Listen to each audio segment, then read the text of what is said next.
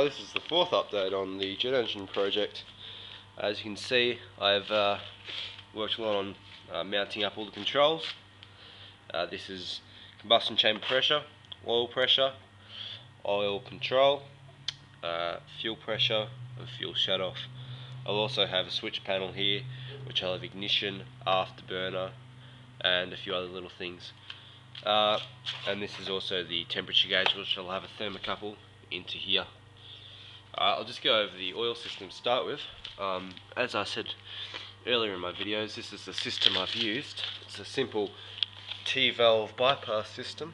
As you can see, oil pumps from this reservoir up through the radiator, out of the radiator into this system I've put up. These are all swage fitting T-valves. This is the needle valve here. What happens is you get about 40 psi to here, and then with a needle valve you adjust the amount of pressure going back to the reservoir, and what you're left with is the pressure going to the turbo, which is regulated with the pressure gauge.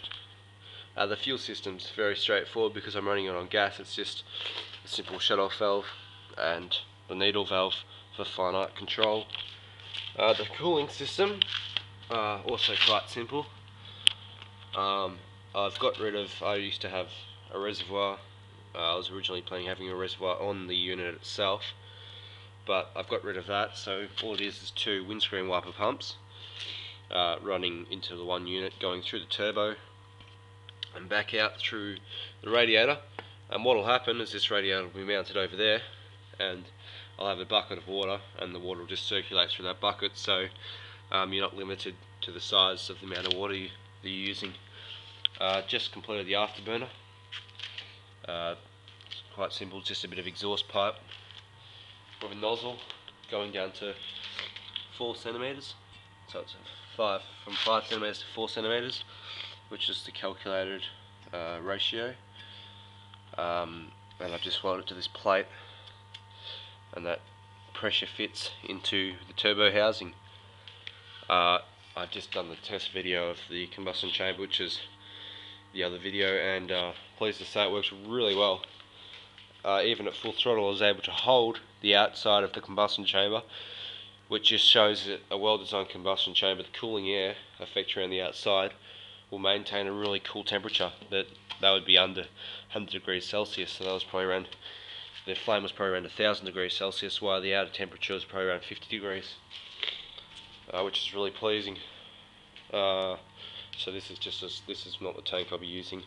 This is a little LPG cylinder which will power the afterburner, which I'll show at a later date when I've got all that together. But a larger gas burner will be used to power it until I get like a Kero or diesel delivery system.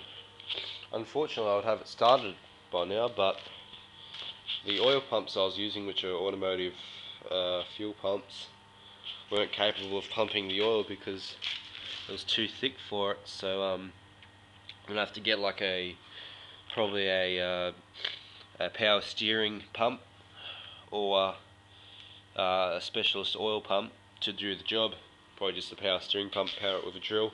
That's a lot of you guys do. So yeah, but it's all going very well, and I'd say midweek I'll have it running, and then once I've got it running I'll strip it back down and clean it right up and keep it as a display module. Alright, see ya.